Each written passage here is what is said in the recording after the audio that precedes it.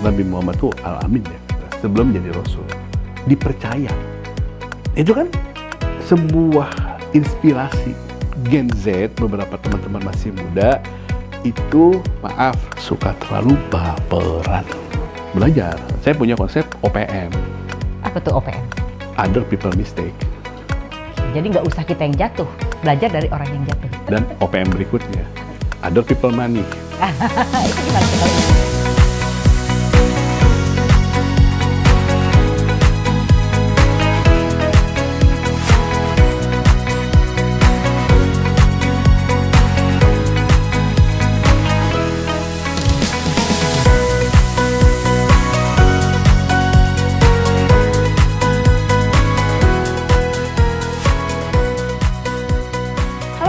Selamat datang kembali di Coffee Break with Ivy, ruang di mana kita bisa menyaksikan obrolan santai sambil menyeruput kopi dan menggali kisah perjalanan hidup dari sosok-sosok inspiratif bersama saya Ivy dalam obrolan secangkir kopi, segudang kisah, dan sejuta inspirasi. Teman-teman, di episode kali ini kita punya tamu yang luar biasa. Berbeda dengan 2 episode sebelumnya, hari ini kita akan ngobrol bareng dengan seorang eksekutif keuangan yang sudah melanglang buana di berbagai industri, e-commerce, retail, sampai barang mewah. Mari kita sambut narasumber kita kali ini, Sandi Permadi. Oke, terima kasih Evi, terima kasih banyak atas undangannya di podcast yang menarik ini. Saya yang harus terima kasih di sela-sela kesibukannya Sandi, pasti luar biasa. Sandi sudah berkenan untuk hadir. Oke, siap. Sandi Permadi adalah seorang eksekutif keuangan dengan pengalaman luas di berbagai aspek akuntansi, audit, dan manajemen keuangan. Memiliki lebih dari 20 tahun pengalaman profesional di berbagai perusahaan multinasional terkemuka dari berbagai industri termasuk otomotif, media, dan periklanan, barang mewah, transportasi, serta e-commerce dan retail. Seorang pemimpin yang hands-on menggabungkan keahlian keuangan, wawasan komersial, pola pikir strategis, dan semangat untuk mencapai hasil. Gimana kabarnya Sandi? Alhamdulillah baik. Kesibukan terakhir nih apa nih? Ya, sekarang kesibukan terakhir mulai dari Januari 2025 ini ceritanya mulai masuki fase baru dalam karir saya. Mencoba menjadi full-time entrepreneurs lah, jadi seperti itu. Full-time entrepreneurs. Boleh dong Sandi cerita tentang awal perjalanan karir Sandi? Oke, baik. Jadi saya lulus kuliah itu Desember 1997, tepat waktu itu Indonesia lagi krisis gitu ya. Tapi alhamdulillah, saya waktu itu sudah keterima kerja sejak Februari 97. Jadi belum wisuda nih belum udah, lulus, ya. Alhamdulillah. Nah ini mungkin yang menarik nih buat teman-teman yang mendengarkan podcast ini, khususnya teman-teman yang masih kuliah gitu ya. Karena waktu itu saya ingat waktu sedang KKN waktu itu, datang ke kampus, ada pengumuman penerimaan kerja di Astra Internasional. Nah, waktu itu saya nekat. Padahal lagi KKN, ikut tes. Jadi belum wisuda belum, ya? Jauh belum wisuda. Singkat cerita, ikut tes pertama, tes kedua, tes ketiga lolos. Ditanyalah sama orang yang interviewnya terakhir, kapan siap masuk kerja? Saya belum lulus. Kapan lulusnya? Belum tahu. Skripsi aja belum, gitu ya. Nah, singkat cerita, akhirnya di interview lah kemana-mana dulu, walaupun belum lulus. Jadi pas lulus, wisuda, langsung kerja. Nah, itu pertama saya kerja di Astra Honda Motor. Dulu namanya masih PT Federal Motor, bagian dari Astra Group. Ya, waktu itu saya masuk awal tahun 98, masuk ke satu departemen di bawah Departemen Finance, namanya Group Finance Office, gitu. Jadi awalnya di situ, di satu departemen itu saya spend waktu sekitar 5 tahun. Wow, cukup lama ya San? Cukup lama. Berbagai assignment lah, dari mulai di finance, bikin SOP, bikin implementasi SAP, kemana-mana lah.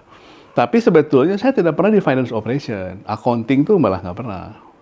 Oh, jadi lebih banyak Di sistem, development, kayak gitu-gitu. Banyak di project-project. Sama sekali tidak pernah berada di accounting atau finance operation tuh nggak pernah. Tapi lebih baik sistem.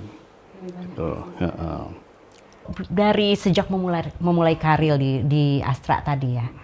Apa sih tantangan yang Sandi rasa yang pertama nih, tantangan pertama yang paling terasa lah, paling terkenang gitu, dan membuat Sandi berpikir, oh ternyata dunia kerja tuh seperti ini ya gitu. Iya, dulu gimana ya, saya juga dalam kondisi waktu itu ya harus dapat kerjaan gitu, dapat uang gitu ya. Jadi memang inilah, kalau waktu itu ya pasti shocking juga ya, orang Bandung datang ke Jakarta itu pasti terkejut. Dingin, panas, macet gitu ya, terus pada kasar-kasar ya, orang Jakarta mau turun dari bis aja salah kaki diomelin sama kondektur gitu ya, kaki kiri Pak, nah, gitu ya. Di Bandung naik angkutan umum pasti duduk, Jakarta berdiri gitu ya. Premannya juga katanya preman Bandung lebih bager ya. Lebih ramah. Betul ya. Ya pertama pasti ada shock dari alokasi, terus juga kerja gitu ya. Kerja juga pasti kan waktu itu, tapi ya alhamdulillah saya masuk ke satu departemen walaupun yang sangat suportif ya, dari mulai bos, lingkungan teman-teman. Jadi ya tidak terlalu banyak mengalami kesulitan lah. Berarti ekosistemnya Astra itu salah satu tempat kerja yang waktu itu paling baik lah ya, buat lulusan yang baru lulus gitu ya.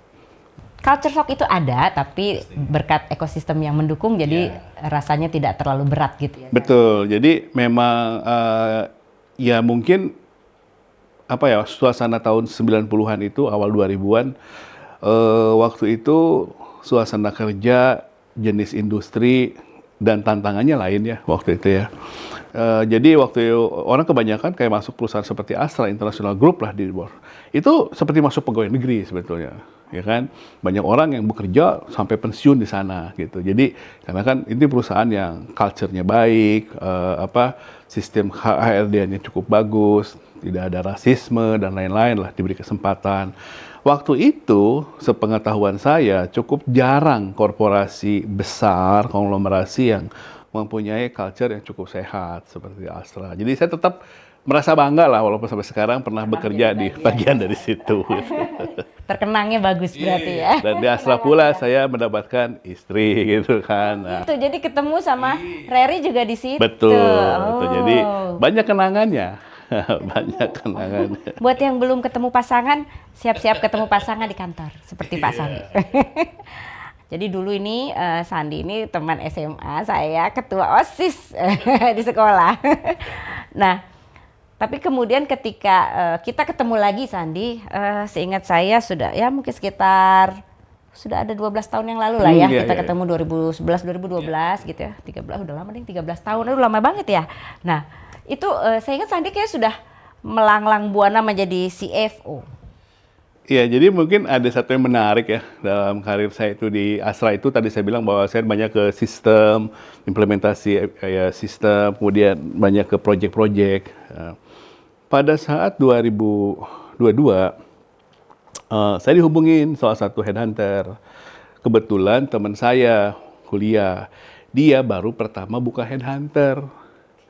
Dapat klien, nyari kandidat yang tahu saya gitu, salah satunya. Ditawarin lah posisi waktu itu, nih ada lowongan di perusahaan Amerika katanya, nyari senior accounting manager. Waduh, saya kan nggak pernah jadi accountant ya waktu di Astra juga. Nah, ini salah satu insight yang cukup menarik juga nih, mumpung di sini kita buka aja gitu ya, bahwa kadang-kadang dalam perjalanan hidup kita ada sesuatu yang tidak kita expect, kesempatan gitu ya. Nah, di situ terkadang, bukan terkadang, kita harus punya keberanian. Gitu. Waktu itu saya bilang sanggup gitu. Padahal saya tidak pernah jadi accountant. Nah, gitu ya. Karena saya belajar banyak terlibat di sistem, di analisa. Ketika ada satu hal yang baru, saya bisa memahami proses kerja itu seperti apa. Jadi walaupun saya tidak pernah bekerja di spesifik area itu, tapi saya karena biasa menganalisa, akuntan itu apa sih kerjanya? Gitu. Walaupun saya background saya accounting, tapi tidak pernah jadi accountant 5 tahun. Oh saya pelajari lah, buka lagi buku accounting. Oh sistemnya seperti ini. Oh tahulah, gitu. Interview lah, gitu ya. Interview, kebetulan yang interview senior saya di Unpad, tapi agak jauh gitu. Saya kan kerja di Astra, perusahaan Jepang, tidak pernah berbahasa Inggris. Tidak pernah berbahasa Inggris. Bahasanya? Indonesia aja. Oke. Pas datang di interview bahasa Inggris, astaga. Kita bingung kan, aduh ngomong apa gitu ya. Itu kelemahan kita ya? Iya, waktu awal 2000-an itu tidak banyak orang yang pasti bahasa Inggris. Masyarakat Indonesia seperti itu. Saya jawab seadanya aja lah gitu ya. Yang penting itu saya bilang, udah saya pakai bahasa Indonesia, saya bisa jelasin. Udah saya interview 1, interview kedua sama bosnya orang Filipina. Udah, tiba-tiba saya dapat kabar, diterima. Wah. Apa itu perusahaannya? Perusahaan agensi, advertising agency terbesar di Indonesia waktu itu. Salah satunya ownernya itu di Amerika. Ya udah masuklah. Dengan segala keterbatasan saya, alhamdulillah saya bisa bukan hanya survive, 1 tahun saya di sana, promosi jadi deputy CFO.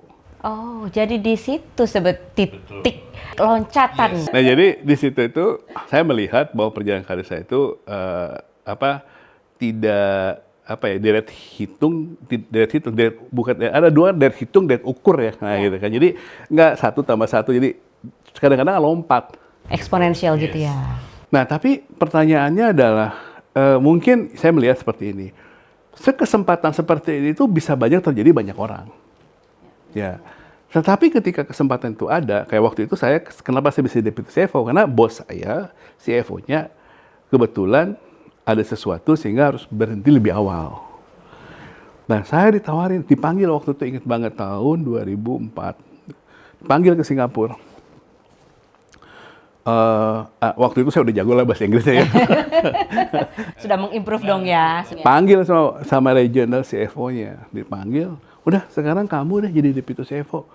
Waduh, saya tiba-tiba yang tidak, kan dulu di waktu 1 tahun pertama banyak di operation gitu ya. Operation, ngadapin auditor, segala macam. Tiba-tiba harus terlibat punya job scope yang jauh lebih besar. Karena kan deputy CFO itu kayak acting CFO, di CFO-nya nggak ada. Gitu. Ya tiba-tiba saya harus expose meeting dengan Unilever, dengan XF, perusahaan-perusahaan besar, negosiasi kontrak, komersial dan lain-lain gitu. Jadi mulai dipaksa berpikir strategik. Nah itu dia. Jadi kadang-kadang itu sangat di luar zona nyaman. Saya waktu 1 tahun pertama kerja, 3 bulan pertama kerja, itu 4 bulan lah kayaknya, non-stop. 7 days a week kerja, karena ada masalah perusahaannya. Berhentinya masuk rumah sakit. Astagfirullah. Berhentinya di MMC, baru berhenti gitu ya. Nah jadi saya cuma mau cerita bahwa kadang-kadang kesempatan itu suka datang tanpa kita duga. Nah makanya disinilah perlu menyiapkan diri. Kalau saya lihat retrospect waktu itu, saya punya satu hobi lah ya, mungkin mau share juga di sini. Hobi saya itu adalah membaca. Baca apa? Baca sesuatu tentang eksekutif. Jadi dari kuliah saya suruh baca SWA waktu itu ya, ada majalah SWA. Kan ada tuh liputannya, wah si bapak ini, di CEO ini. Jadi saya itu selalu punya bayangan dalam diri saya, suatu hari saya ingin seperti itu. Terinspirasi dari bacaan. Walaupun saya baca tentang, dan saya punya curiosity gitu. Accounting apa sih? Kalau manajemen keuangan itu, direktur keuangan itu tugasnya apa sih gitu loh. Nah, jadi explore. Jadi di sini key point-nya yang saya mau share adalah, pertanyaannya adalah kesempatan itu akan datang suatu saat tanpa permisi. Pertanyaannya siap nggak kalau kesempatan itu datang? Ada 2 kesiapan itu. Siap ada knowledge-nya dan siap ada keberanian. Yang mana yang lebih baik? Atau harus dua-duanya? Dua-duanya. Ya, karena kalau hanya berani, ya dibawa nekat gitu ya. Kalau hanya punya kemampuan, tapi nggak berani juga, nggak diambil juga gitu. Nah jadi waktu itu, itulah awal gitu ya, awal masuk ke leadership role lah gitu, tidak sengaja. Opportunity tidak sengaja. Sengaja gitu. Jadi waktu itu Karena kan ya mungkin kalau anak-anak sekarang masuk dunia kerja itu umur 22 tahun udah masuk ya. Saya 25 tahun waktu masuk kerja. Udah tua lah kasarnya waktu itu gitu. Karena zaman dulu kita juga emang agak lambat-lambat gitu ya. Betul gitu. Jadi itulah saya melihat bahwa itu salah satu titik balik lah di karir saya. Karena saya sangat percaya kalau saya tidak dapat kesempatan itu, mungkin ceritanya lain gitu ya. Kalau saya hanya bertahan di Astra, nggak mungkin saya bisa jadi C-level apapun juga. Karena ya perusahaan besar dengan jalur birokrasi yang sangat ruwet. Dan ada satu hal juga saya mau cerita nih. Suatu saat ketika saya di Astra, itu kan ada banyak assessment, ya kan? Saya di-assess untuk jadi calon manajer. Udah di-assess, tes, dipanggil dong hasilnya. Nah ini menarik nih. Dikasih tahu hasilnya.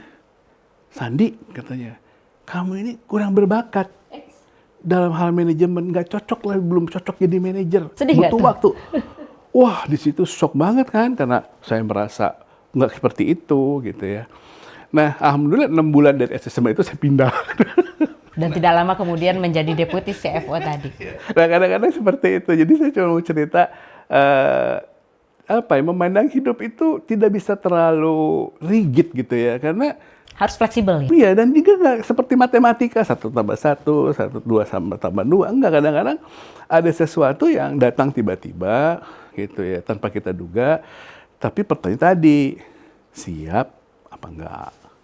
Berarti ketika ada opportunity tadi, kita harus mempersiapkan 2 hal yang tadi kata Sandi itu ya, supaya tidak lepas nih si opportunity-nya ya. Berarti kan kesimpulannya, Pak, gimana nih sekarang? Mungkin teman-teman nih, ada teman-teman yang masih kuliah atau masih awal-awal karir, masuk 1-2 tahun bekerja. Nah, ini juga mungkin menarik nih. Pertama, saya selalu menyarankan kalau siapapun ya, adik-adik kita nih, anak kita atau apa, kalau kamu kerja, sabar dulu gitu. Karena terbukti lah, sesuatu yang pengen cepet aja, nggak kemana-mana gitu loh. Nah waktu itu saya pernah ingat, saya lagi cuci mobil waktu itu udah ada sesama yang cuci mobil, dia ngasih nasihat ke saya karena saya tahu, kamu kerja di mana? Kerja di Astra Pak, beberapa tahun. Dia ingat saya ngomong gini, sabar aja Mas, katanya. Mas yang penting fokus aja, menyiapkan diri waktu itu. Kalau ada kesempatan udah siap. Karir itu bukan seperti lari sprint, seperti maraton. Nah, berarti ada endurance, gitu, ada kematangan. Kenapa? Waktu itu dia cuma ngomong, karena kalau Masnya waktu meningkat karirnya, harus bisa kapasitasnya harus ada. Dan harus bisa bertahan. Saya ingat banget tuh si bapak itu yang waktu ketemu di cucian mobil gitu ya. Itu yang bagi saya menjadi salah satu pegangan saya lah gitu. Jadi karena tadi ketika kita setiap hari menyiapkan kapasitas. Jadi pertanyaan saya, kalau saya nasihatin anak saya atau siapapun, keponakan, siapapun, gampang rohnya. Tiap hari, apa yang membuat kita berubah lebih baik daripada kemarin? Gitu. Ya, fokus aja ke situ. Gitu. Mau belajar leadership, ya fokus aja belajar. Lihat YouTube, lihat konten, kita lihat sosial media. Ya fokus ke hal seperti itu. Karena tanpa terasa, good habit itu akan ngegulung. Gitu. Dan kalau Profesor Yohanes itu ada semestakung gitu ya. Semesta mendukung. Nah, gitu. Jadi once kita punya sesuatu, kita menyiapkan diri, saya sangat yakin kesempatan itu ada kesempatan itu. Jadi saya selalu percaya itu gitu. Jadi sekarang juga saya menyiapkan diri aja tiap hari, kan nggak tahu opportunity-nya apa. Dan ternyata saya saksinya ya, opportunity itu datang dengan sendirinya. Masalahnya adalah ketika datang siap apa enggak, punya kapasitas apa enggak. Karena kalau enggak ya tidak jadi apa-apa. Betul, berarti itu ya salah satu yang penting sekali. Selain kita menunggu opportunity yang akan datang, itu kita mempersiapkan diri. Betul. Itu ya Sandi ya. Betul. Kita harus siap secara kapasitas, kita juga mesti siap secara mental ya, yes. Keberanian. Yes. Ya. San, sebelum kita lanjutkan obrolan, kayaknya kita ngopi dulu deh. Oke, terima kasih. Karena acaranya kan namanya Secakir Kopi. Jadi, Sandi suka minum kopinya pakai susu ya? Iya. Kemarin tuh kita mengundang Yeni kan di episode yang lalu, tapi Yeni tuh nggak suka minum kopi. Jadi kita sediakan jus. Jus. Tahu nggak siapa yang punya jusnya? teman kita. Nuri ya? Iya, Nuri Madani, iya. Nuri, ya. Sandi, setelah Sandi masuk ke dunia top management ya, jadi CFO. Yang saya perhatikan ada yang unik lagi nih dari Sandi. Sandi itu berpindah-pindah industri, ya kan?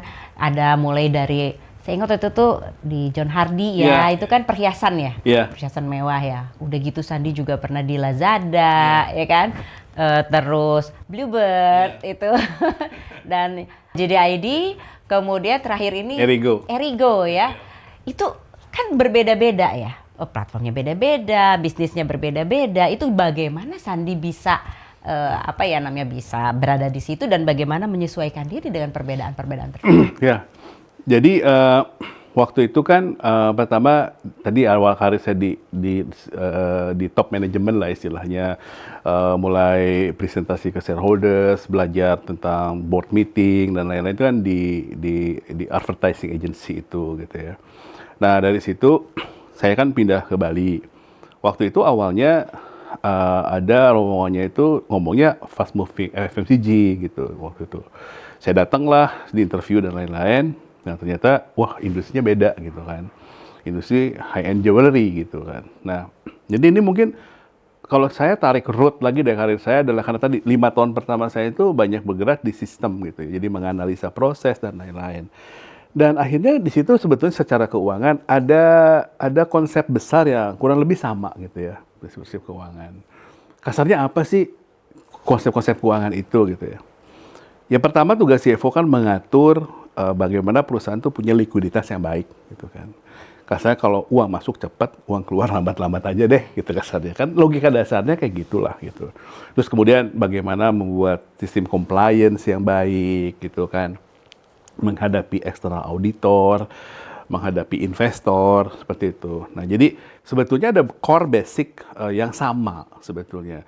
Makanya sebetulnya jabatan CFO itu tidak harus orang dari accounting atau manajemen keuangan. Banyak juga Pak Cyril dulu itu juga kan dari teknik, dari ITB. Beliau jadi CFO juga yang baik gitu kan sekarang. Jadi, nah karena ada dasar seperti itu, maka ketika memasuki suatu perusahaan baru, langkah pertama saya adalah mempelajari proses bisnisnya. Logika bisnis industri ini apa gitu. Waktu di advertising intinya kan jualan manpower ya kan. Waktu di manufacturing di jewelry itu agak lengkap dari mulai manufaktur, distribution, supply chain sampai retail ya. Retail waktu itu kita retailnya di US gitu. Nah, jadi ketika kita paham mata rantai supply chain atau karakter proses dari sebuah bisnis, kita bisa menempatkan diri dengan pas. Critical role finance di industri ini harus apa? Nah, waktu ini jadi ketika saya pindah dari jewelry masuk ke Lazada yang sangat berbeda gitu dengan lingkungan yang sangat berbeda. Waktu di jewelry itu kebanyakan orang, nah di situ saya bekerja dengan banyak orang kebangsaan lah. Bos saya ada dari Perancis, dari Amerika, dari mainland dan lain-lain. Jadi waktu di Lazada banyak kan orang Eropa, karena kan waktu itu Rocket Internet Group dari Jerman. Dengan total bisnis yang berbeda dan pernah shock juga karena kan itulah awal-awal industri e-commerce dan internet di Indonesia yang cukup masif, di mana orang berfokus kepada growth, tidak lagi melihat profitability. Wah, pertama saya masuk Lazada cuma sempat shock juga kayak orang paling bodoh gitu. Kenapa ilmu saya nggak berlaku gitu ya, ini jargonnya. Tapi ya disitulah sekali lagi yang paling penting juga kemampuan beradaptasi. Nah, jadi kita harus punya fleksibilitas melihat situasi gitu. Bayangin waktu itu bos saya waktu saya di Lazada umur 26 tahun, perempuan. Udah jadi CEO. Karena emang waktu itu di Rocket Internet seperti itu. Jadi menghadapi bos yang jauh lebih muda gitu ya. Dengan segala macam keruwetannya. Dia orang Amerika waktu itu. Kemudian ganti lagi bosnya baru berapa bulan orang Prancis. Baru sekian bulan ada lagi orang Swedia. Baru berapa bulan datang orang Jerman. Itu gimana tuh menyesuaikan dengan bos yang berubah-ubah itu, Sandi? Jadi saya waktu jadi CFO di Lazada, saya punya bos CEO-nya 5 ganti. Oh. Dan beda-beda? Beda-beda karakter. Bos CFO saya ada 4. Nah, waktu itu waktu saya pensiun, pindah dari Senjata ya salah satu survivor lah istilahnya, karena bisa bertahan dengan berbagai situasi yang berbeda. Nah, di sini mungkin insight-nya adalah tadi kemampuan beradaptasi. Nah, satu hal lagi adalah kalau teman-teman atau Ivi mungkin paham ada 7 habits ya. Nah, di situ ada satu prinsip 7 habit yang mengerti terlebih dahulu sebelum dimengerti. Belajar memahami orang lain dulu. Sebelum yang ini dipahami. Saya waktu masuk di Lajada, cuman lulusan Unpad. Pertama si level selain orang bule. Yang lainnya dari top business school semua. Pinter-pinter semua, jenius-jenius semua. Ambisius segala macam. Lah saya kan orang Bandung gitu ya. Tapi dengan satu skill itu, saya bisa beradaptasi. Gitu. Ternyata ketika kita dalam satu situasi, kebanyakan orang itu pengen diakui, ya kita justru sebaliknya. Gitu. Kita memberikan pengakuan terhadap mereka. Kita mencoba mengerti sebelum kita ingin dimengerti. Kita banyak mendengar sebelum kita memberikan banyak komen. Kita banyak empati sebelum memberikan judgement terhadap sesuatu gitu. Nah, alhamdulillah gitu ya, ilmunya nggak ruwet-ruwet. Saya buka aja dari sini. Thank you banget. Nggak ruwet-ruwet gitu. Nah, intisari dari situ adalah attitude dan karakter. Nah, mungkin sekalian lah ini supaya kan salah satu objektif ya kita tadi adalah inspirasi lah gitu ya. Banyak mungkin teman-teman yang lebih muda atau adik-adik kita gitu. Nah, ini salah satu lah yang saya akan kasih inspirasi dalam karakter. Makanya kan knowledge is more apa? Knowledge is power, but character is more. Itu benar banget. Benar, itu semboyan di SMA kita dulu itu very very true gitu. Nggak ada, karena no matter how high, how complicated your knowledge gitu. Kalau karakternya nggak ada susah bertahan, apalagi di level atas gitu ya, di top management. Karena kalau sudah di top management itu it's not about only skill, but the people capabilities, people skillnya harus lebih banyak. Soft skillnya ya. Karena at the end di situ terkait dengan trust gitu ya, terkait dengan trust dan lain-lain. Itu kan orang kan tidak nyaman, saya sebagai direktur keuangan. Bagaimana orang membuat nyaman bahwa perusahaan ini dijaga dengan baik, gitu kan? Sebagai direktur keuangan bertugas menjaga perusahaan ini dari sisi keuangan, dari sisi keberlanjutan itu supaya ada. Mereka kan butuh trust dari pemegang saham, dari CEO dan dari kolega si level yang lain. Nah itu kan lebih ke arah people skill kan, gitu. Nah jadi itu mungkin yang saya juga mau sharing gitu. Kadang-kadang suka dianggap sepele ya hal-hal seperti ini. Justru semakin ke atas, semakin non-teknis gitu. Bukan semakin teknis gitu. Jadi semakin ke atas semakin non-teknis. Nah, alangkah baiknya kalau kita semua teman-teman, adik-adik menyiapkan dari awal. Itu akan menjadi pembeda bagi kita untuk berkarir. Jadi dan itu juga harus dibangun karakter itu. Nggak bisa nggak bisa instan. Atau nggak bisa gini, memang sifat aku nggak bisa kayak gitu. Nggak bisa gitu ya. Kita contoh, kita buka silabus MBA program. Mau di Harvard, di manapun lah. Di Oxford, mau di... silakan bukalah top silabus MBA di dunia yang paling bagus. Berapa persen mempelajari itu? Saya nggak bilang nggak ada ya. Berapa persen? Maybe less than 5%. Karena itu bukan pelajaran akademis gitu ya. Nah, jadi... Tapi itu justru yang in the long term yang membedakan gitu. Karena kan sebetulnya ya oke kita teman-teman mungkin saya satu SMA ya dengan Mbak Ivi ini gitu ya. Dari 50 orang dalam satu kelas, saya ranking 48. Serius? Buka-bukaan aja di sini. Tapi ketua OSIS loh. Leader loh. Ya, tapi SMA-nya pintar-pintar gitu. Ngeri juga SMA kita dulu ya. Dari 52, 30 masuk ITB. Jadi seperti itu. Nah, tapi saya mau bilang bahwa hal seperti tadi ya, balik lagi ke topik ini, hal seperti itu dalam jangka panjang itu sangat penting. Tadi kan Sandi cerita bagaimana Sandi menyesuaikan diri dengan bos nih. Tapi tentunya sebagai eksekutif juga Sandi punya tim yang di bawah. Itu bagaimana tuh kepemimpinannya? Saya percaya kalau leadership Sandi, even waktu masih sangat muda pun saya sangat percaya sekali. Teman-teman percaya banget deh. Saya dulu waktu SMA masih hahaha, Sandi udah serius dia, udah bisa menjadi seorang leader untuk di level teman-teman SMA. Nah, ketika Sandi menjadi leader di timnya Sandi gitu ya, pasti kan tentunya timnya bukan tim kecil ya, tim besar dong gitu. Itu bagaimana tuh cara membangunnya? Siapapun kita, minimum mimpi diri sendiri, gitu ya. Seperti itu, mimpi leader diri sendiri. Atau leader terhadap adiknya, kalau kakak di keluarga, kalau di lingkungan kerja mungkin hanya tim leader, 2-3 orang, apapun gitu ya. Selalu harus punya sincerity lah, menurut saya gitu ya. Jadi, jadi leader itu adalah jadi tanggung jawab, bukan sekadar posisi gitu kan. Berarti ada accountability, bagaimana kita memastikan tim kita bisa nyaman bekerja, bisa berkembang pengetahuan dan karirnya gitu. Nah, saya melihat leadership itu adalah sebuah accountability dan responsibility gitu. Karena alhamdulillah dari sejak berarti kan saya punya tim itu waktu di ASA saya punya tim kecil lah karena kan itu banyak project. Tim-tim saya itu ya alhamdulillah sekarang udah ada yang jadi salah satu eksekutif di perusahaan di Singapura gitu ya. Jadi mereka juga berkembang ya, San. Waktu saya di advertising agency, mantan anak buah saya itu udah ada yang jadi CFO juga gitu di perusahaan agensi yang lain, ada jadi CFO di perusahaan PR. Waktu saya di Lajada, sekarang mantan anak buah saya waktu saya masuk ada satu orang, dia cuma senior supervisor, saya angkat sampai senior manager, sekarang udah jadi CFO. Wow. Gitu.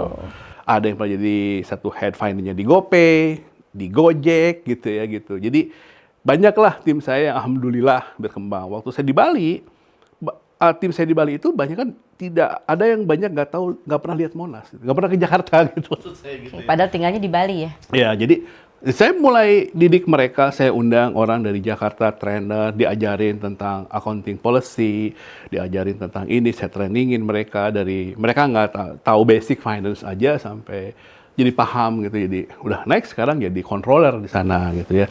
Nah itu yang salah satu banggakan adalah leaders itu bagaimana menciptakan leaders berikutnya gitu. Kalau leaders hanya memanfaatkan, mengeksploitasi timnya dibuat nggak berkembang supaya organisasinya bergantung kepada dia. Maaf ya, dalam persepsi saya itu bukan the real leaders gitu ya, seperti itu.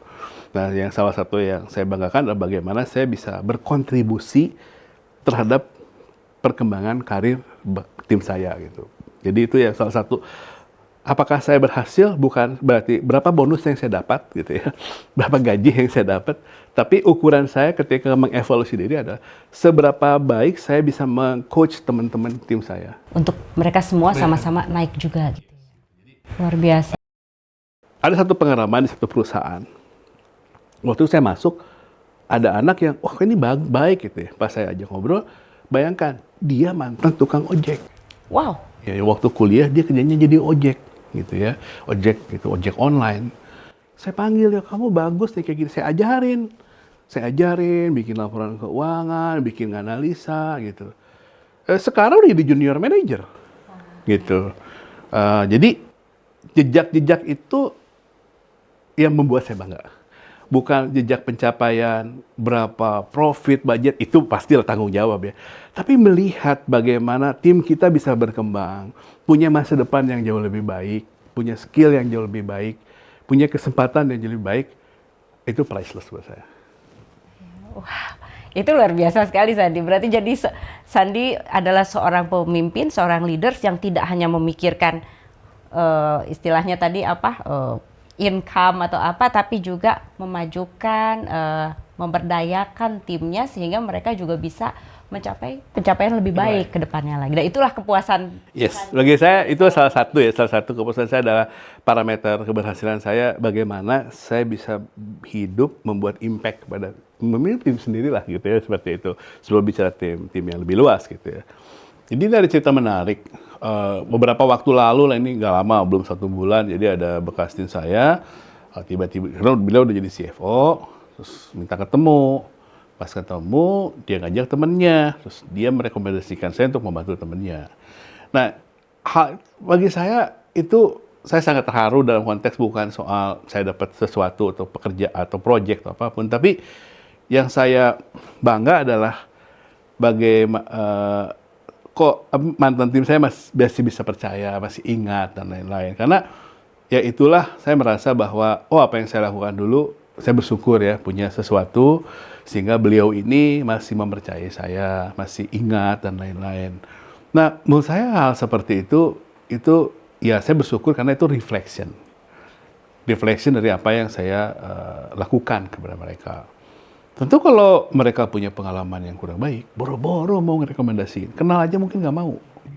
Trauma malah ya? Ya malah trauma, malah wah ini bos toksik lah, apalah seperti itu. Hal seperti itu sih yang saya rasakan sebagai sesuatu yang tidak pernah saya harapkan ketika saya memimpin tim. Tidak saya pernah berharap bahwa suatu saat mereka harus seperti apa. Saya tidak pernah berharap.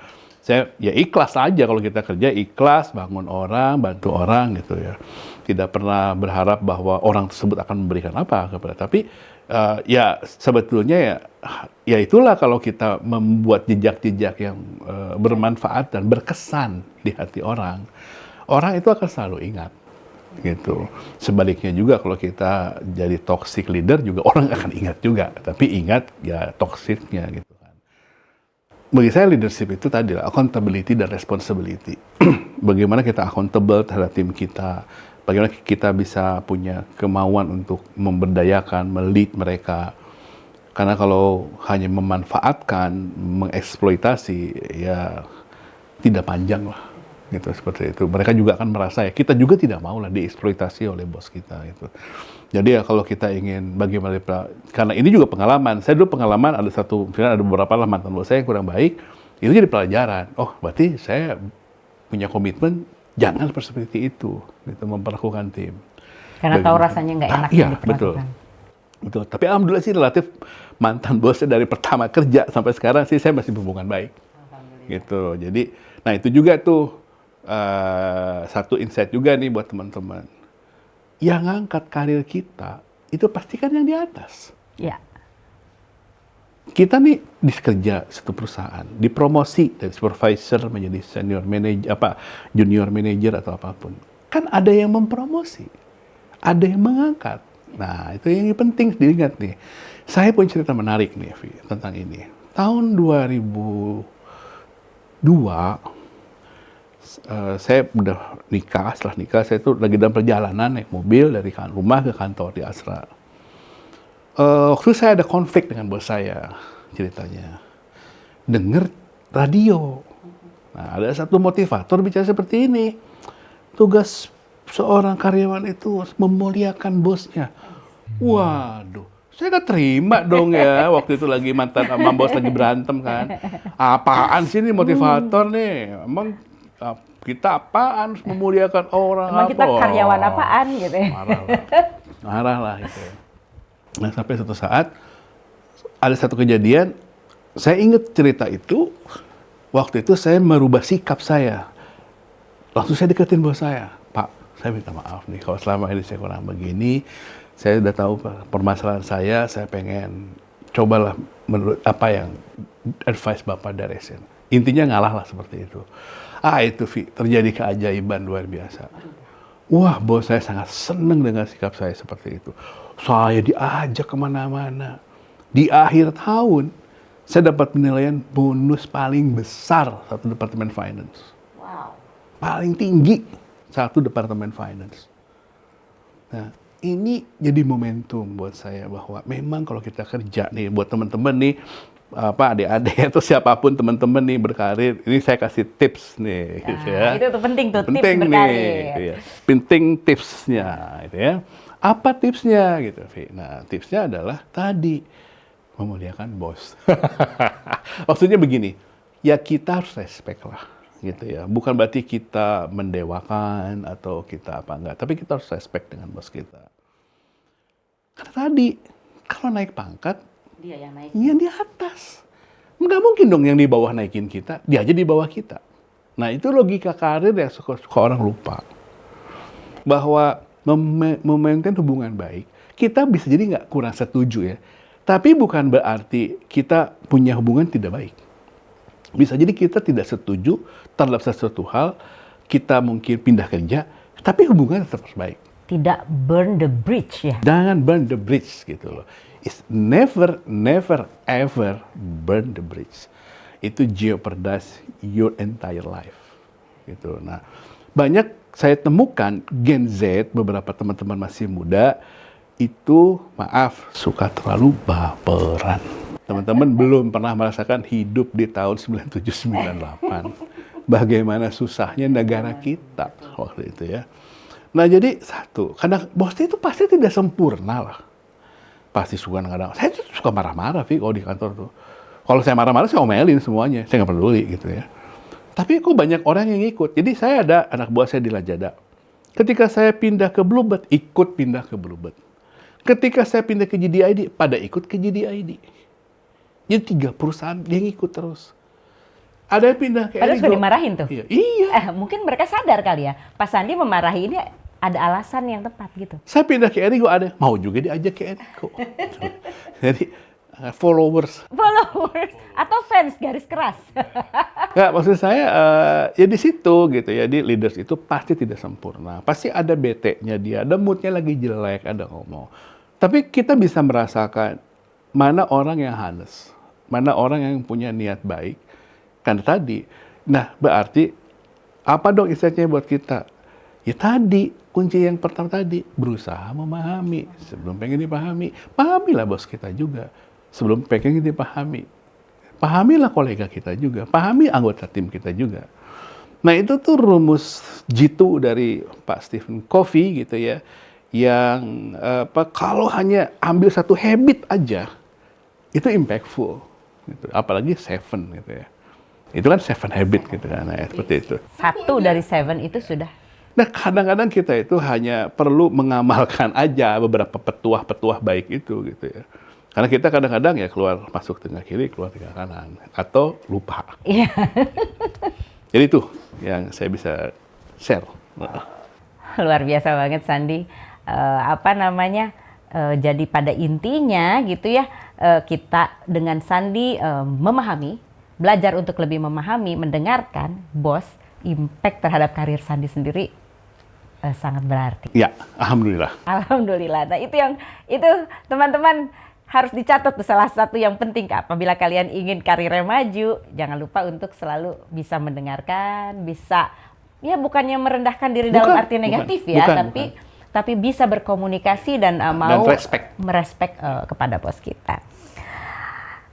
Oke, sekarang selanjutnya nih Sandi. Beberapa tahun terakhir ini kita sama-sama lihat ya, yang namanya teknologi itu kan berkembangnya luar biasa pesat ya. Mungkin ada satu masa zaman-zaman kita muda dulu kan teknologi ya gitu-gitu aja, telepon rumah gitu ya, paling hebatnya dari yang diputer lama-lama dipencet jadi ada bunyi-bunyi gitu. Tapi saya lihat, kita sama-sama lihat ya, sekarang teknologi itu berkembang. Ya itu, kalau tadi Sandi pakai ukur deret, ini bukan deret lagi, dia eksponensial sekali gitu ya. Nah, apa yang membuat Sandi bisa tetap catch up ya, bisa tetap eksis, bisa tetap relevan dan bahkan unggul nih dalam menghadapi perubahan-perubahan teknologi tadi? Mungkin kalau saya lihat ada satu karakter yang kita punya juga tuh, kebiasaan, habit lah, curiosity. Ya curiosity, karena tanpa rasa ingin tahu, ya kita tidak pernah mau mengeksplor sesuatu, gitu. Maksudnya ya, anggaplah sekarang lagi, orang bicara AI, generative AI, whatever AI. Ya kayak semua sekarang AI. Semua. Ya kita harus berubah gitu kan. Berarti kita harus menyiapkan waktu untuk memahami. Saya punya kebiasaan baru sekarang, tiap hari saya punya temen yang ajak ngobrol aja tiap hari. Yaitu ChatGPT. Saya tanya, ada sesuatu dalam benak saya. Ini apa sih, bagaimana sih? Ini kenapa sih? Dijawab. Yang lebih jelas dong. Ditanya, angkanya ada nggak? Dia bisa jawab. Nah, itu kan salah satu nih. Bahwa bagaimana perkembangan teknologi itu harus ditanggapi secara positif. Ya. Kalau kita sekedar mau explore, saya ada satu insight gini. Coba pernah nggak kita menghitung dalam satu hari berapa waktu yang kita habiskan untuk scrolling sosial media? Instagram, TikTok. Padahal kadang-kadang nggak ada isinya ya, tapi senang aja. Tapi Berapa banyak? Andaikan setengahnya dari waktu itu kita ikut course itu, e-course misalkan, dengerin YouTube yang bermanfaat, gitu. Podcast banyak yang bagus, gitu kan. Luangkan aja gitu.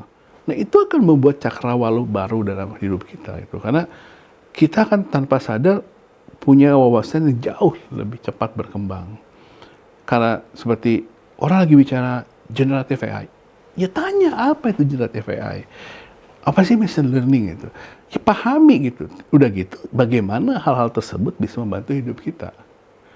Nah jadi kayak sekarang ini kan saya kemarin saya lagi belajar Notion, mungkin teman ada yang mau gunakan Notion. Anak-anak kuliah itu pasti pakai semua Notion. Itu AI juga tuh? Ya itu ada AI, tapi productivity tools gitu ya. Kita bisa masukin jadwal kita, mau meeting, mau segala macam gitu. Terus, nah saya belajar gitu. Saya beli kursusnya misalkan 200.000 gitu ya. Saya belajar, terus saya ada satu beli buku tentang AI itu bagaimana, begitu terusnya. Ada kursusnya, ada banyak di handphone saya, ada beberapa kursus gitu untuk yang saya ikutin itu. Nah hal-hal tersebut yang bisa membuat hidup kita punya percepatan. Dan akhirnya bisa catch up perkembangan teknologi ini ya. Kita jadi bisa tahu setiap perkembangan teknologi kira-kira impact-nya seperti apa. Nah, kayak orang ngomongin AI. Sekarang orang udah bisa memprediksi bahwa beberapa tahun ke depan teknologi itu akan bergerak ke arah mana. Kemudian yang jadi pertanyaan berikutnya adalah opportunity apa yang akan di-generate dan masalah apa yang akan bisa ditimbulkan oleh teknologi ini kalau kita tidak bisa memanfaatkan. Nah, kita bisa jadi lebih paham gitu. Nah, kayak sekarang misalkan saya mau nyiapin kontrak, mau nge-review, ada kontrak kerja nih, ada kontrak apapun lah. Saya pengen review nih. Saya copy, saya kasih prompt, saya tanya, ini kontrak ini di bawah, coba kasih poin-poin di mana masalah misalkan keuangan yang kontrak klausul keuangan yang harus saya liatin yang mungkin membahayakan kepentingan saya keluar. Bisa dia. Luar biasa. Seperti itu AI. Iya. Itu contoh kecil aja bahwa ternyata teknologi itu bisa membuat hidup kita lebih produktif gitu ya. Karena saya ini lagi setelah podcast ini saya lagi buat proposal bisnis, tawaran ke satu perusahaan. Percaya nggak percaya, dari konstruksi, dari konten dan lain-lain, saya kerjain sama AI aja. Wow. Dan dapat datanya semua. Itu bisa maksudnya apa yang didapatkan dari AI itu betul gitu maksudnya? Kan saya tanya, source-nya dari mana? Disebutin sama dia. Oh, ada source-nya. Source-nya dari sini. Oh, jadi kita bisa cek itu Ya betul bisa atau cek. tidak. Okay. Gitu. Jadi ini si ChatGPT ya Sandi ya? Karena kalau yang AI Meta kayaknya masih error ya? iya, dia kan baru. ChatGPT udah lumayan tajam dan ada namanya prompt engineering. Jadi prompt engineering itu bagaimana membuat prompt. Karena kan AI itu tergantung bagaimana kita teknik bertanyanya. Teknik bertepat, dia akan berikan response yang lebih tepat.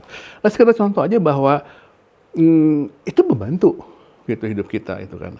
Nah, curiosity berawal dari curiosity. Nah, kalau nggak ada curiosity, sebetulnya bisa jadi ada orang umur 30-an, udah nyaman, tidak mau belajar, dia sudah mati secara selesai. Dia udah mandek gitu ya. Jadi makanya itu yang membuat ketika orang belajar blockchain, saya belajar blockchain itu apa sih? Kripto, bukan hanya soal kripto itu spekulasi, enggak. Apa teknologi di belakangnya? Bagaimana teknologi ini bisa berkembang ke depan dan segala macamnya. Kemudian sekarang AI, kita juga cepat belajar nih, ada apa sih AI itu gimana sih? AI itu saya kemarin iseng gitu ya. Kan saya senang musik bersama Mbak Evi juga gitu ya. Saya tanya ke ChatGPT, buat lirik lagu tentang begini, keluar. Masuk ke AI-nya, di AI yang membuat musik. Ada ya? Ada, saya tunjukin. Saya masukin liriknya, liriknya masuk, saya tanya, buatkan musik balet dengan era 60-an atau 70-an, dengan nadanya segini, dengan ada stringnya, ada apanya, jadi. Wow, berarti kita ini dalam satu hal ya, kita harus harus adaptif ya, kita harus menggunakan dan harus belajar teknologi baru, tapi Kepikir nggak sih barangkali juga ini kita harus hati-hati juga nih, akan ada beberapa profesi mungkin yang Pasti ya, tersingkir. pasti ya. Tapi kita harus siap ya untuk menghadapi itu. Contoh di bidang keuangan, ada satu aplikasi AI, kita masukin data keuangan, ledger lah kalau istilahnya accounting itu, dimasukin, kita kasih prompt, analisa tren penjualan selama berapa tahun, di mana, dia akan ngejain semua. Itu ada analisnya semua. Dan itu bisa cepat sama dia. Selesai. Gitu. Nah, semakin hari semakin saya menggeluti bidang ini, saya semakin banyak menemukan hal baru. Gitu ya. Nah, balik lagi ke pertanyaannya Ivi tadi, kuncinya apa? Curiosity. Curiosity itu kunci, karena tanpa rasa ingin tahu, kita tidak mungkin mengeksplor sesuatu. Kita akan cepat nyaman. Padahal, nah tadi balik lagi ke statement Ivi tadi, ini perkembangan cepat banget. Karena dulu tuh mungkin setiap berapa tahun selalu berubah, sekarang setiap detik atau setiap menit sudah banyak perkembangan baru. Nah, sehingga pertanyaannya sekarang adalah, kita ini akan menjadi orang yang bisa the winner, yang bisa memanfaatkan teknologi itu, atau the loser yang menjadi akibat dan korban karena korban dari teknologi AI seperti dalam 1-2 tahun ke depan banyak profesi yang hilang. Berarti itu harus diantisipasi dengan memanfaatkan apa yang ada sekarang ya. Kemarin saya dengar satu radio. Di radio itu kan ada jajah voice over. Ya. Halo Bapak Ibu. Sekarang kan AI, mau siapa yang ngomong? Suaranya apa? Mau Korean, mau di Chinese, mau apa, nadanya seperti apa. Dan makin lama tuh makin humannya, makin kayak Kita cuma ngetik, dimasukin, dia ngomong sendiri. Nah, jasa voice over, misalkan seperti itu. Jadi, kayak jasa analis, menganalisa bisnis. Tinggal di prompt, keluar sendiri. Nah, jadi beberapa hal yang, nih ada yang menarik lagi, di industri kedokteran. Kalau kita di kedokteran, kita diperiksa ada hasil ronsen, hasil apa, scan, CT scan. hasil CT scan, hasil apapun lah. Kan dibaca sama dokter, oh di mana. Di prom aja ya, di Amerika ada banyak yang profesor yang mendidik AI itu di training gitu, men-training, dibaca sama dia. Jadi pada saat COVID, itu banyak membantu, karena COVID pasiennya banyak. Hasil scan paru-paru itu, dibantu dulu, oh ini oke, ini enggak, ini oke, sama AI. Jadi berapa menit itu udah berapa kali hasil list, iya selesai. Jadi cepat menangani, oh ini langsung masuk ke mana, ini nggak usah di mana dulu nanti. Itu contoh gitu ya. Nah itu juga kan berarti ada beberapa, ya mungkin dokter tidak digantikan, tapi beberapa fungsi bisa di-automation gitu kan, sama seperti oleh teknologi. Dan kita tidak bisa menolak kemajuan itu ya. Nggak bisa. Nah, kalau balik saya pertanyaan tadi adalah, dengan curiosity itu kita adaptif, kita belajar, kita explore, akhirnya kita relevan. Berarti, Sandi, untuk menghadapi teknologi baru ini, kita bukan lari menghindar ya. Melihat perkembangannya yang amat sangat pesat ini, kita justru harus curious, kita harus belajar, ya, supaya kita bisa terlibat dan memanfaatkan. Jadi kalau kita malah menghindar, kita makin ketinggalan. Betul, betul. Menurut Sandi nih, tantangan apa yang akan dihadapi oleh para generasi muda yang baru memulai karir? Itu biasanya tuh tantangannya apa dan bagaimana cara mereka untuk bisa menaklukkan tantangan? Ya, tentu tantangan dari teman-teman yang Gen Z lah, atau yang misalnya sekarang mulai lulus masuk dunia kerja adalah, ya tadi, bagaimana bisa, kalau saya yang udah umur 50-an, masih mau belajar gitu tentang AI, generatif AI, yang lain-lain lah. Berarti ya, teman-teman harus 2-3 kali lipat lagi dong, gitu ya. Karena kan teman-teman ya di usia yang sangat produktif, berarti kan punya kemampuan bagaimana teman-teman yang mau mulai berkarir. Kan intinya kita berkarir itu is about how we can create value. Nah kalau kita tidak bisa memberikan value gitu ya kepada perusahaan tempat di mana kita bekerja, lantas kita bagaimana bisa berkembang. Nah, value tadi kembali lagi ke diskusi kita awal, ada yang bersifat karakter, habit gitu ya. Tapi juga ada skillnya kan. Kalau tanpa ada skill hanya, wah saya orang yang suportif, positive thinking, orang yang ramah, bertanggung jawab. Tapi kalau nggak punya skill, ya repot juga gitu ya, tidak bisa berkontribusi secara maksimal. Nah, bicara skill, ya itu skill macam-macam lah, bukan hanya soal IT saja gitu ya, tapi di mana di bidangnya apalah gitu. Mau di bidang F&B ya berarti bisa menciptakan masakan tuh kue pastry yang lebih enak, yang lebih apapun lah gitu ya. Karena kan sekarang dunia pekerjaan tuh ada jadi konten kreator gitu kan. Sekarang profesi itu lebih luas dibanding waktu kita tahun 98 atau 2000 pertama masuk dunia kerja. Nah, dari opsi sekian banyak dan diberikan kemudahan sekian banyak, mau belajar apapun sekarang buka YouTube, tanya ChatGPT, tanya Google, bejibun informasi. Nah, berarti sekarang pertanyaannya bukan, kalau kita dulu tahun 98 internet masih terbatas, Harus ke warnet. harus ke warnet, materi pelajaran juga sangat jarang bisa ditemukan gitu ya. Berarti dulu challenge-nya adalah kontennya nggak ada yang berarti pelajari. Akses to kontennya susah. Kemauan banyak, tapi aksesnya susah. Sekarang aksesnya gampang. Kemauannya harus Ditingkatkan. gitu, satu. Kedua, kalau bicara tadi tentang dunia kerja, tentu siklus ekonomi sebuah negara itu ada siklusnya. Kayak kita dulu lulus tahun 97, 98, aduh krisis gitu kan. Tapi kan bukan berarti generasi kita kan generasi yang cukup challenging ya. Banyak teman-teman kita yang angkatan 92, 93 lah waktu itu, ketika 97, 98, banyak yang susah mendapatkan pekerjaan. Gitu ya, karena yang ada pun kena PHK. Pada saat itu karena begitu zamannya kita lulus tuh langsung krisis ekonomi Krisis itu. gitu. Nah, kalau saya mau bilang, saya nggak mau menjudge sekarang krisis, tapi challenging lah sekarang keadaan kita juga di Indonesia. Tapi bukan berarti tidak ada opportunity. Pertanyaan saya. Kita aja dulu masuk dunia kerja ketika negara ini gonjang-ganjing, tuh bisa survive sampai sekarang. Alhamdulillah saya bisa berkarir gitu kan. Nah, berarti kan bukan hanya menyalahkan keadaan eksternal kan. Nah, balik lagi ke internal diri kita sendiri. Sekarang jauh lebih baik daripada 98. Nggak mungkin ada yang ngomong sekarang lebih jelek gitu ya. Tapi bahwa sekarang ada challenge, ya challenge. Ya hidup selalu punya challenge gitu kan.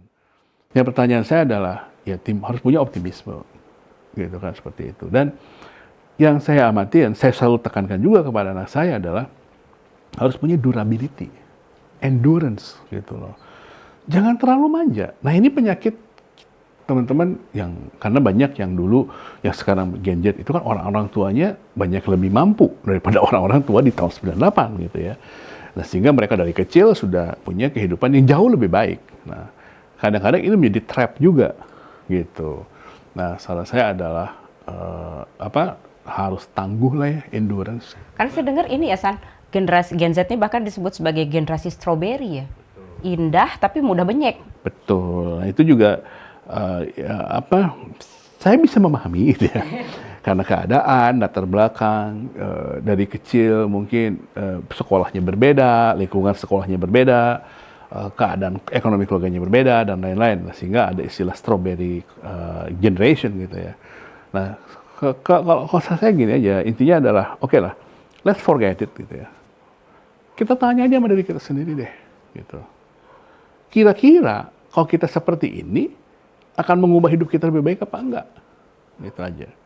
Kalau kita bersifat mudah tersinggung, belum apa-apa menjadi toxic environment, toxic boss, toxic ini komplain, hanya menjadi victims habit gitu ya. Iya, tanya aja diri sendiri. Sementara orang di luar sana nggak begitu. Gitu. Sikap seperti itu akan mengubah hidup kamu apa enggak? Mengubah hidup kita apa enggak gitu maksud saya. Nah itu yang mungkin kalau saran saya adalah lebih penekanan seperti itu. Karena generasi sekarang, saya tadi, waktu tahun 2003 saya pindah ke perusahaan Amerika, sangat sulit berbahasa Inggris. Sekarang anak-anak kita semua berbahasa Inggris. Ada yang ahli bahasa Korea lah, segala macam. Udah bahasa Jepang lah, bahasa Mandarin lah gitu. Jadi knowledge is not the problem sekarang itu. Rata-rata anak-anak kita lebih knowledgeable. Karena kan dari kecil udah pakai handphone, pakai iPad gitu kan. Berarti bukan itu. Nah, tadi balik lagi ke pertanyaan strawberry lah istilahnya, apapun itu, lembek dan lain-lain. Tapi yang kita harus khawatir sekarang adalah ketangguhan. Harus tangguh. Iya, karena life is never easy gitu kan. Tapi bukan berarti tidak mungkin juga gitu. Kalau saya punya prinsip yang selalu ngomong sama anak saya gini, Kalau waktu kamu muda, keras terhadap hidup kamu, dunia ini akan melunak. Kalau kamu lunak terhadap diri kamu, dunia akan mengeras. Nah, itu role yang saya selalu tanamkan. Artinya apa? Kalau sekarang kamu disiplin, kamu keras terhadap diri kamu, mendidik diri kamu, tangguh, dunia melunak. Kalau kamu manja, baperan, bentar-bentar, mental health issue, dan segala macam. Saya nggak mau nampik bahwa itu penting. Tapi, maaf, sebagai generasi 90-an, saya sukar mengerti gitu. Karena bagi saya adalah tadi, kalau kamu terlalu lunak, ya dunianya keras. Tambah tua, tambah keras terhadap kita. Itu. Tapi kalau kita membangun sesuatu yang baik, tambah tua, dunianya melunak. Ya karir kita berkembang, kapasitas hidup kita lebih baik, kan melunak kehidupan itu kayak kita. Tapi kalau kita sebaliknya, kan semakin tua semakin mengeras.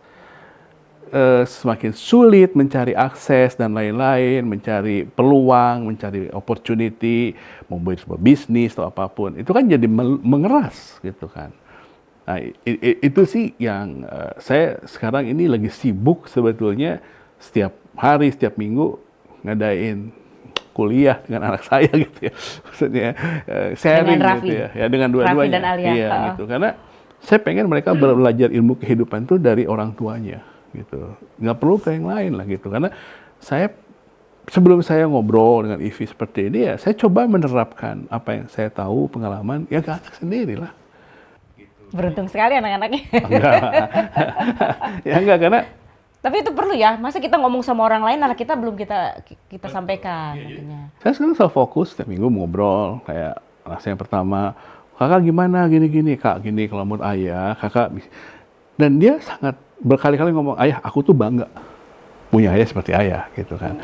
Bagi saya kata-kata itu is priceless gitu, karena itu statement yang terutama anak ya terhadap ayahnya itu sensitif ya. Anak tuh selalu bangga sama ibunya, sama ayahnya banyak kasus ya. Ya kan, ya. Jadi ketika itu muncul gitu, saya sangat sangat bangga gitu, karena itu tadi harusnya ya tugas kita orang tua ya sharing lah ke anak kita gitu kan, pelajaran-pelajaran hidup kita, kegagalan, keberhasilan, pengalaman gitu, supaya mereka bisa belajar. Saya punya konsep OPM. Apa tuh OPM? Other people mistake. Oke, jadi nggak usah kita yang jatuh, belajar dari orang yang jatuh. Dan OPM berikutnya, other people money. Itu gimana tuh kalau itu? Kalau bisa gunain, kalau mau bisnis ya gunakan sumber daya yang lain gitu, maksudnya seperti itu. Nah itu konsep, jadi OPM tuh menurut saya sesuatu yang penting. Karena ya tadi, kalau kita belajar, kasih tahu, kak kalau begini-begini, menurut kita janganlah, karena itu misalkan seperti ini. Tapi saya selalu menyatakan ini saran, bukan perintah. Silakan. Setiap saya bicara ke anak saya selalu note, ini saran. Perintah ketika sesuatu yang sangat fundamental. Misalnya masalah keyakinan, agama. Itu ada saya ngomong, ini perintah. Tapi selebihnya, Silakan. saran. Gitu. Karena ya, kita kan harus membuat kesadaran dari anak kita, bukan keterpaksaan. Gitu kan. Kalau terpaksa, ya kan sekarang anak saya satu udah tinggal di sini. Gitu ya. Bentar lagi adiknya juga sama. Sebentar lagi saya akan mengatakan welcome to the club. Hitungan hari ini ya. Nggak mungkin kita perintah-perintah, gitu kan. Sesuatu yang kita sampaikan itu hanya sebuah saran, inspirasi atau apapun lah. Jadi dengan diberikan saran, silahkan mereka menerima saran tersebut, kemudian dipikirkan dan kemudian mereka memilih ya. Betul ya seperti itu. Karena ya kalau saya sih melihat itu tadi lah yang saya sampaikan baik tadi adalah key highlight saya adalah buat teman-teman yang masih segala macam, masih muda adalah tadilah lebih endurance dan durable aja lah. Karena ya that's life. If you use ya tadi kalau kita keras terhadap diri kita, disiplin, ya kehidupan akan melunak. Kalau sebaliknya kita lunak, kehidupannya mengeras. Mau milih yang mana? It's a choice gitu ya. If you want to listen from somebody who are in the 50s, that's my advice. Kalau kita dulu, Sandi, waktu masih SMP, SD, mungkin ingat pelajaran bahasa Indonesia, berakit-rakit ke hulu, berenang-renang kemudian ke tepian, bersakit-sakit dahulu, bersenang-senang kemudian. Itu artinya kan mirip ya, jadi kita keras dulu sama diri kita, kemudian akan jadi mudah gitu ya. Betul, ya intinya seperti itulah. Jangan terlalu bentar-bentar, ya healing nggak apa-apa, healing, santai-santai aja gitu. Tapi itu ada pengaruh sih dari sosmed ya. Makanya sosmed ini kayak ada dua sisi mata uang ya. Di satu sisi memberikan pengaruh positif kalau yang kita tonton itu hal-hal yang bagus, yang memberdayakan, atau justru yang cuman healing lah gitu ya, atau apa namanya konsumtif yang tidak bermanfaat gitu ya. Iya, saya bersyukur selalu mendidik anak saya untuk jadi have critical thinking gitu ya. Jadi kalau sesuatu dikritisi gitu, karena apalagi di sosial media is almost fake gitu ya. Ya pencitraan, flexing dan bla bla bla gitu. Keadaan sebetulnya nggak seperti itu udah kita pahami lah. So be wise lah gitu melihat sesuatu itu, karena sometimes it's not the real situation gitu kan. Itu is by design lah. Oh, tiba-tiba bahkan ada yang sampai pinjam mobil mewah gitu ya, mengaku-ngaku di private jet dan lain-lain gitu. Pernah numpang foto doang. Numpang foto doang dan lain-lain. Tapi ya apa maksudnya gitu kan? Ini kritikal aja gitu. Kita pikir sebetulnya tidak semua materi itu kita konsumsi gitu ya, materi apa tontonan itu kan. Harus mampu memfilter juga sendiri ya. Tapi ya saya bersyukur ya anak-anak saya nggak terlalu sosial media maniak, jadinya ya udahlah gitu ya. Dan kita juga sama lah, dulu awal-awal Facebook itu sering banget. Lama-lama kan itu bosan juga. Gitu. Sekarang lebih suka nonton YouTube sih, karena ada kadang-kadang ya nonton podcast-podcast bagus gitu ya. Iya. Ya makanya mudah-mudahan nih podcast kita juga bisa bermanfaat. Amin. Mudah-mudahan ini bisa jadi sharing untuk teman-teman yang ingin tahu ya, yang ingin tahu perkembangan dan perjuangan dari Sandi dan juga narasumber-narasumber yang lain. Oke Sandi, kembali ke generasi muda lagi nih. Kita sebagai generasi, kita bukan tua-tua amat lah ya, setengtu lah ya. Lolita ya, lolos 50 tahun. Kira-kira menurut Sandi apa pemberdayaan yang bisa kita lakukan kepada mereka ya dengan pengalaman-pengalaman kita selama ini? Ya sebetulnya dengan adanya konsep mentoring gitu ya, saya juga pernah ikut, dulu sih sering banget ikut ke acara-acara mentoring di UI kebanyakan. Saya lucu ya? gitu. Wah, mentoring saya itu banyak. UI itu ini Februari saya ngasih juga di UI. Saya rutin setiap tahun 2 kali ngasih materi di FEUI. Itu seperti apa, general kuliah umum gitu? Enggak. Saya jadi juri, ada business competition, ada marketing event, saya jadi pembicara gitu, jadi mentor gitu ya. Alhamdulillah, terima kasih UI nih mengakui ya. Saya di alma mater nggak terlalu sering diundang, di UI malah rutin. Saya ketemu dosen malah dianggap angkatan berapa Mas? Angkatan berapa ya? Halo FE Unpad, ini lo alumninya, diakuinya sama UI. Ya kebetulan gitu. Nah jadi mentoring itu salah satu medium lah buat kita untuk, makanya saya ada teman yang bisnisnya mentoring gitu. Buat startup memang bergerak di mentoring. Nah, wah harusnya tahun ini saya dapat juga kerjaan. Oh itu saya mentoringnya bukan anak muda nih, tapi mentoringnya eksekutif BUMN. Wow.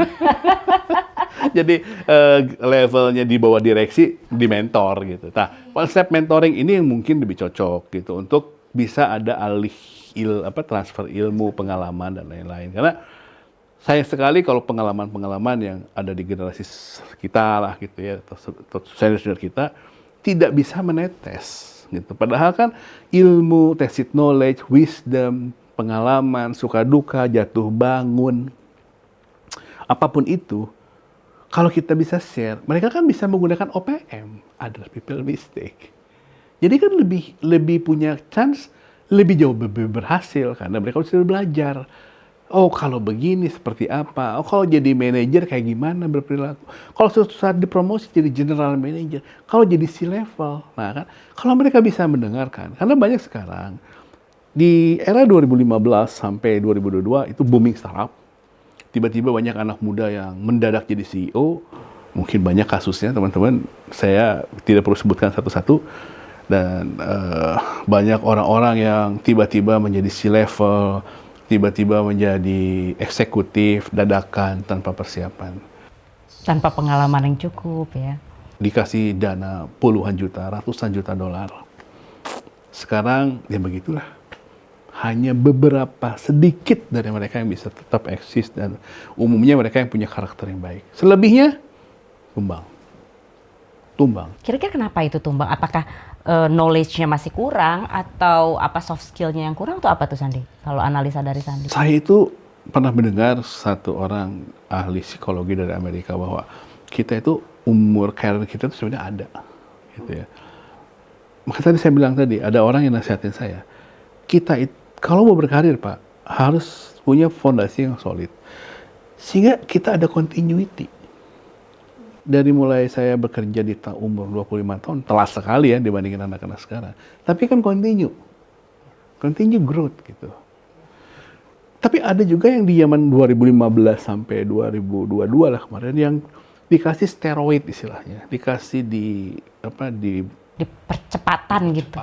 tiba-tiba mereka jadi top eksekutif gitu ya, tiba-tiba jadi ini. Kapasitasnya belum siap gitu. Dan itu nggak bisa bohong. Makanya waktu saya di Raja ada CEO saya itu masih muda. Ditanya waktu saya, kan jadi CEO. Sandi kamu apa jadi saya menjadi CEO? Saya udah jadi CEO umur di bawah 30 tahun. Orang itu sekarang ya gitu-gitu aja. Karena pada saat dia mengambil role itu sebetulnya kapasitas dia belum sampai. Orang jadi top stop gitu loh. Top stop.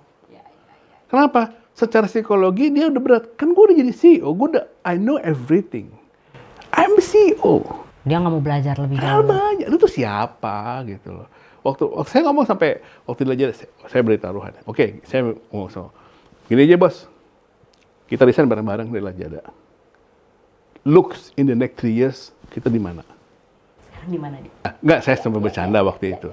Tapi poin saya adalah bahwa karbitan itu is a fake. Gitu loh. Jangan terlalu arogan lah. Umur segini saya udah jadi senior manager. Title doesn't mean anything. It doesn't mean it represent your capability. Maybe you luck. Maybe you hire by your friends. Maybe you create your own company. Juga jadi CEO. Kan gampangnya sekarang, saya CEO. Ya iyalah. Bikin aja PT sekarang ke notaris bayar 5 juta. Jadi CEO. Apa itu yang dimau? Gitu kan. Nah, ya hal seperti itu udahlah. Stop dengan yang kosmetik yang kayak gitu.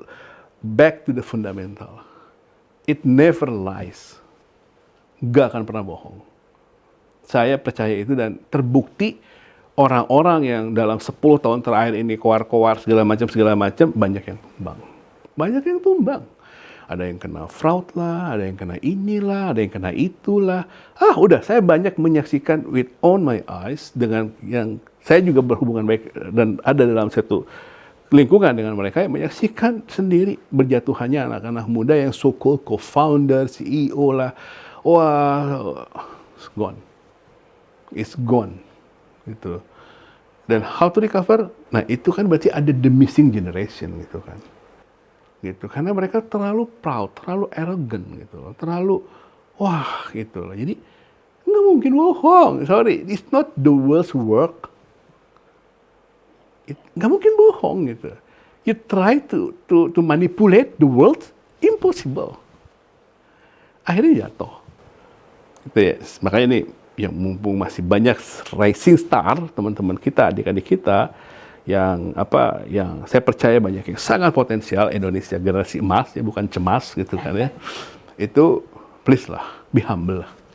Di langit apa sih ada langit gitu. Dan nggak ada ruginya gitu loh. Itu malah jadi good foundation gitu. Ya kalau kita belum apa-apa udah terlalu ke atas segala macam gitu ya. Karena percayalah yang membunuh kita itu bukan bullying, pujian. Gitu. Justru pujian itu bisa menjatuhkan. Berat pujian itu. Berat. Kita mungkin nganggap enteng ya sekarang. Makanya kan banyak orang yang jadi artis terkenal dan lain-lain ada terjerat ke drug. Karena beban moral terhadap fans, terhadap pujian, menjadi tokoh politik itu berat. Berat. Gitu. Nah, itu yang membebani sesuatu yang tidak perlu dibebani. Saya ya tahu beberapa CEO yang muda, yang handal, yang keep humble, itu bagus semuanya gitu. Sampai sekarang startup yang dibuatnya berkembang gitu, kemudian stabil, perkembangannya bagus dan lain-lain. Impact ke organisasi, ke bisnisnya itu malah jauh lebih baik gitu. As simple as they are humble gitu kan. Jadi itu juga sifat dasar gitu kan, karakter yang mungkin juga perlulah untuk ini karena ya membangun fundamental, membangun pondasi butuh waktu. kita kan bukan orang jongrang. Itu kan sehari selesai gitu ya. Ya itu aja gitu. I wish bisa membuat sehari selesai gitu. Tapi kan most of the time nggak seperti itu. Dan membangun itu harus betul-betul dalam jangka waktu yang cukup gitu ya, sehingga ya bisa akselerasi dan lain-lain, bisa tentunya ada akselerasi, tapi ya tadi harus ya butuh waktu lah istilahnya seperti itu ya.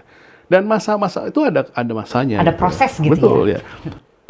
Obama 45 tahun jadi presiden, Pak Prabowo dan Joe Biden udah kepala 7 jadi presiden, pernah ada masanya kan semua itu. Ada masanya. Sekarang Obama udah berapa tahun jadi pensiunan kan? Ya kan kasarnya. Kalau 55 dia udah pensiun kan, 10 tahun jadi presiden Amerika. Joe Biden naik, Pak Prabowo sih 70. Jadi semua itu ada waktunya gitu loh. Jadi sekarang era-era orang tua kan, Pak Prabowo, Trump juga udah sama 70-an juga kan, seperti itu. Jadi saya sekarang ngomong bahwa kemarin sempat 10 tahun anak-anak muda bersinar, lalu lagi balik lagi orang-orang tua senior gitu ya. Ya itu berarti seperti saya bilang tadi, ya nggak bohong gitu. Pengalaman nggak akan bohong, proses juga nggak akan bohong. Sandi, terakhir nih ya, last but not least, dari perjalanan Sandi, sepanjang perjalanan Sandi yang luar biasa ini, jujur aja nih, biarpun kita berteman lama tapi ngomong deep dan banyak seperti ini sebetulnya mungkin baru kali ini ya. Biasanya kita ketemu ngobrol juga tapi sepotong-sepotong gitu ya, dan lebih banyak gosip-gosip ya. Tapi itu juga seru sih, gosip juga penting ya. Itu sekali. Oke, jadi dari sepanjang perjalanan karir Sandi, kehidupan Sandi ini, apa yang ingin Sandi bagikan, yang paling utama yang pengen Sandi share untuk para pemirsa dan pendengar kita, poin utamanya? Ya mungkin kalau saya sih coba share gitu ya ke semua semua audiens di acara podcast ini. Tadi lah, sesuatu itu ada proses gitu kan, hargailah proses gitu kan. Karena orang yang ngakalin proses, udahlah percayalah, lambat laun akan ketemu masalahnya di mana gitu loh. Itu saya percaya betul lah. In many cases gitu loh. In life, in politics, apapun lah gitu loh. Nggak usah kesusu gitu loh. Ada waktunya kok gitu loh. Dan kita kan ingin perkembangan karir, apapun ya, mau jadi entrepreneur gitu ya, anak-anak kita mau mulai bisnis sendiri, entrepreneur, atau mulai berkarir, bekerja dan lain-lain. Kan semua juga butuh waktunya gitu kan. Ada prosesnya. Yang kita pengen juga growth kita itu sustainable. Di umur 25 kita kerja, mau mulai bisnis, 5 tahun berikutnya kita terus gitu kan, sampai pensiun kita terus berkembang. Sehingga pada saat kita pensiun, kita ada di masa yang paling puncak dalam pencapaian diri kita. Bukan yang kayak zigzag, set ke atas, set ke bawah, set ke atas, ke bawah. Kalau ini enak Sandi, kalau turun itu biasanya luka-luka. Pada saat drop, itu kan tidak banyak orang bisa bangkit. Gitu kan. Nah jadi kalau saya lihat, punya view long term lah. Gitu. Punya hidup itu bukan hanya minggu depan, besok. Mungkin kalau Allah ngasih umur, kita kan bisa punya umur. Pikirkan gitu loh. Jadi Cakra berpikir lebih panjang. Kita bisa lebih long term melihat ada sustainability dalam karir growth kita, dalam business growth kita. Bukan, makanya di sini butuh karakter, attitude gitu. Banyak saya membantu anak-anak muda sekarang yang tiba-tiba attitude-nya gitu ya susah berubah gitu ya, licik, nipu, nusuk dari belakang gitu ya, memfitnah gitu ya. Saya sedih sebetulnya melihat gitu, nggak akan kemana-mana kayak gitu. Once kita punya habit nggak amanah, nusuk dari belakang, itu jadi kebiasaan. Dan anak-anak ini berpikir dunia ini luas, nggak akan ketemu lagi. Sempit, ketemu lagi gitu loh. Saya sampai ketawa, ada satu kasus lah. Ini sayang ya. Ini anak-anak sekarang tuh jauh lebih pinter secara knowledge gitu ya. Saya cuma mau ngomong bahwa itu aja jauh dari cukup. Jauh dari cukup. Knowledge is balik lagi. Power, but character is more. Tetap karakter. Character is more. In the long term, it will speak, gitu. Akan loudly gitu ya. Karena kalau dalam agama saya, kalau kita sebagai Muslim, Nabi Muhammad itu al-Amin ya, sebelum jadi Rasul, dipercaya Itu kan sebuah inspirasi buat siapapun ya, agama apapun. Bahwa orang dipercaya itu impact-nya berbeda. Gitu. Nah, berarti kan orang yang dipercaya berarti amanah. Amanah adalah karakter, gitu kan? Iya, integritas. Karena ini gampang disebutkan, sulit dilakukan.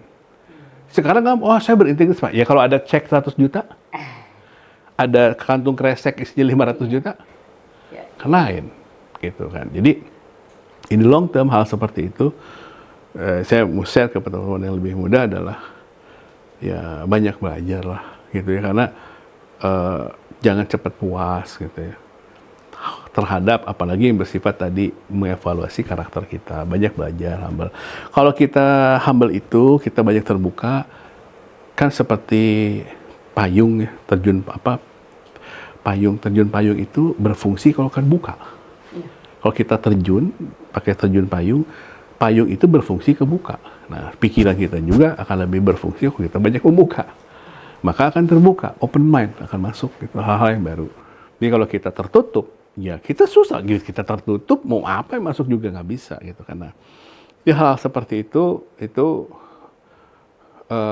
apa kan ada urgent and important gitu ya. Ini urgent and important, not urgent but important. Nah, itu yang harus hati-hati. Ini nggak urgent, tapi important. Nah, justru itu kita fokus. Karena kalau sudah urgent, pasti kita bergerak. Tapi ini nggak urgent sih. Tapi ini important. Nah, itu yang fokus. Jadi sebelum kejadian, ini fokus. Ketika ada urgent, importantnya udah tahu, kita udah siap. Gitu. Nah, itu sih yang mungkin bisa saya sampaikan. Ya mohon maaf ya kalau ada kata-kata yang kurang berkenan. Tapi ya itulah saya sebetulnya udah jadi kayak bukan orang Bandung gitu, karena selalu straightforward gitu ya. Kadang-kadang beberapa hal nggak cocok lagi gitu ya. Tapi ya itulah ya, saya lebih sering terbuka karena ya mungkin teman-teman ada yang kurang berkenan, ya mohon maaf gitu ya. Ya saya cuma ingin berbagi, ya semoga bermanfaat. Amin, terima kasih. Gak kerasa Sandi ngobrol kita hari ini penuh banget sama insight berharga dari Sandi. Benar-benar jadi bukan cuman buat pemirsa nih, sebetulnya Sandi sharing buat saya juga. Enggak, ya kebetulan aja. Iya, insya Allah nanti ini akan saya share juga sama anak-anak saya ya. Sama tim saya yang masih muda ini pasti akan saya suruh nih nonton Pak Sandi nih. Enggak, makasih. Banyak yang bisa dipelajari. Mudah-mudahan Sandi juga nggak kapok ya suatu saat nanti kita undang untuk ngobrol lagi, cerita Boleh. lagi.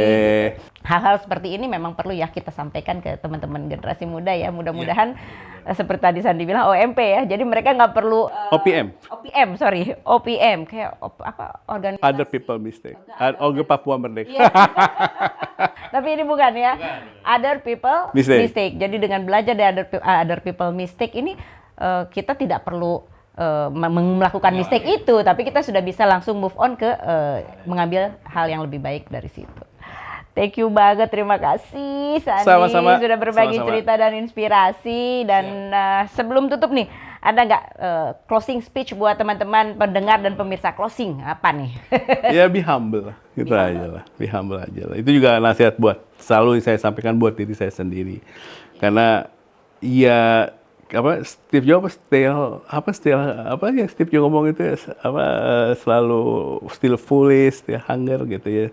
Selalu punya curiosity itu berkembang lebih baik lah. Karena tadi perkembangannya juga berbeda gitu kan, seperti itu.